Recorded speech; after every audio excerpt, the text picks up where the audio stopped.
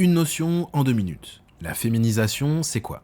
La féminisation de la population active, ou féminisation des emplois, désigne la hausse du taux d'activité des femmes. Le taux d'activité, c'est la part d'individus qui appartiennent à la population active, c'est-à-dire la population en emploi ou en recherche d'emploi. Tout au long du XXe siècle, les femmes ont accédé à l'emploi rémunéré et déclaré. Cela remet donc en cause le modèle traditionnel de la femme au foyer, pour le remplacer par le modèle de la femme active.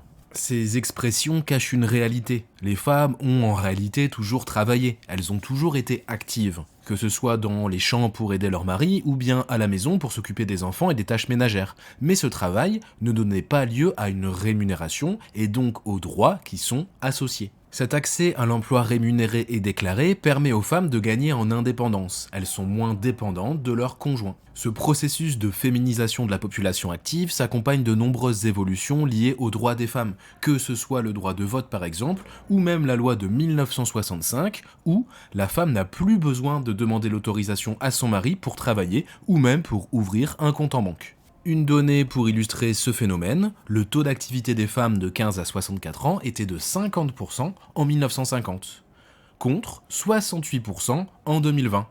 On remarque donc que tout au long du XXe et du XXIe siècle, les femmes ont davantage accès à l'emploi rémunéré et déclaré.